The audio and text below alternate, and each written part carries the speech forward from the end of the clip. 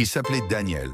Il avait quitté son pays avec un sac usé, 2 chemises et un rêve plus grand que la mer qu'il avait traversée. Quand il a posé le pied en Haïti, le soleil brillait fort, mais son avenir, lui, était déjà couvert de nuages. Au début, il croyait que tout irait bien. Il se disait que la souffrance serait passagère. Il dormait dans une petite chambre en tôle, si chaude le jour qu'on aurait dit un four, si froide la nuit que ses os tremblaient.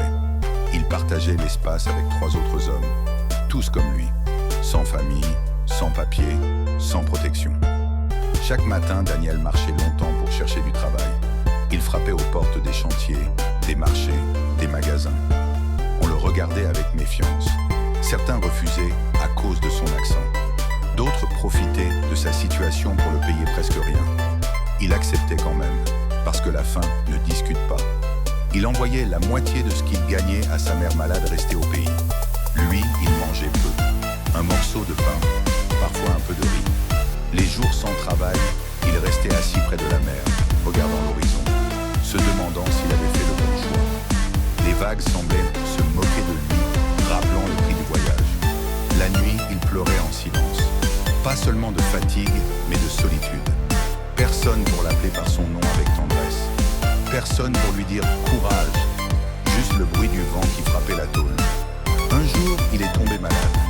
Pas d'argent pour l'hôpital, pas de papier pour réclamer de l'aide. Il a continué à travailler malgré la fièvre. Son corps s'affaiblissait, mais il gardait la tête haute. Il disait « je dois tenir, je n'ai pas traversé la mer pour abandonner ». La vie d'immigré en Haïti n'était pas celle qu'il avait imaginée.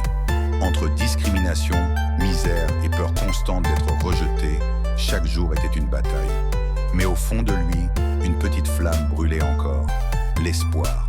Parce que même dans la tragédie, même dans la misère, l'homme qui survit porte en lui une force invisible.